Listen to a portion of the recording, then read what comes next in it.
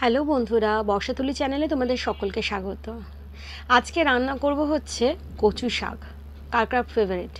আশা করি কচু শাক পছন্দ না এরকম খুব কম লোক আছে, কিন্তু আজকে রান্নাটা একটু আমার শ্বশুরবাড়ির স্টাইল। আমার শ্বশুরবাড়ি হচ্ছে এদেশীয়, তো ওদের স্টাইল। আমার বাপের বাড়িতে নিরামিষ রান্না হয়। তো প্রথমে এলাচ, দারচিনি, তেজপাতা সমস্ত ফোড়ন দেওয়া হয়েছে।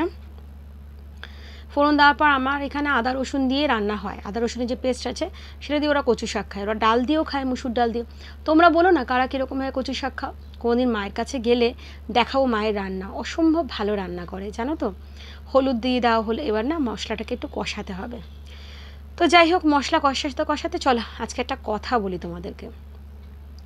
আমার না দুই ছেলে, তো যাদের মেয়ে আছে তারা খুব দুঃখ করে মাঝে মধ্যে আমাকে বলে যে আমার মেয়ে নেই বলে আমি জানি না যে মেয়ের যে আদর যত্ন তারা কতটা ইমোশনাল হয় বা আমার প্রতি। তাই বলে যে তাদের বক্তব্য যে তাদের বাড়িতে লক্ষ্মী আছে এবং লক্ষ্মী সব কিছু ভালো করবে। খুব ভালো কথা। ছেলে মেয়ে জন্ম সে তো উপরের, মানুষ রূপে তাকে বড় করো না, সেটা ছেলে হোক বা মেয়ে। লক্ষ্মী, সরস্বতী, দুর্গা, মা কালী কে বলেছে মানুষকে করতে? তারা তো ভগবান, তাদের তো আলাদা শক্তি আছে। আমি বললাম আমার ছেলে তাহলে নারায়ণ। তো এইভাবে কথোপকথনে অনেক কথা এগিয়ে যায়, মনে দুঃখ দেওয়া কথা হয়। কিন্তু আমি একটা জিনিস জানি, এই সব ব্যাপারগুলোর মধ্যে আমি পড়ি না। আমি তাদেরকে অনেক বুঝিয়ে বলি, কিন্তু তাদের একটাই বক্তব্য যে আমার দুই ছেলে, আমি কি বুঝবো।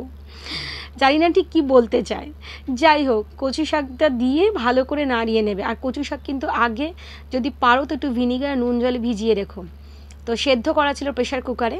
তো ওরা একটু কচকচে খায়, মানে খুব বেশি সেদ্ধ যে ল্যাতল্যাতে যেরকম হয় সেটা যেরকম বাঙালদের বাড়িতে হয় সেটা হয় না। আমি চিংড়ি মাছ থেতো থেতো করে দিয়েছিলাম, 4-5টা বড় চিংড়ি থেতো থেতো করে দিয়েছিলাম। এতে কিন্তু তোমার কচু শাকের টেস্ট অনেক গুণ বাড়িয়ে দেয়। তোমাদের যাদের পছন্দ তারা মাছের মাথা দিয়েও করতে পারো। ব্যাস গরম মশলা গুঁড়ো দিয়ে নামিয়ে দেবে। আর যাদের ঘি পছন্দ একটু ঘি ফোড়ন দিতে পারো। কেমন লাগলো? সাবস্ক্রাইব করো, বেল আইকনটা টিপে রেখো, ঠিক আছে?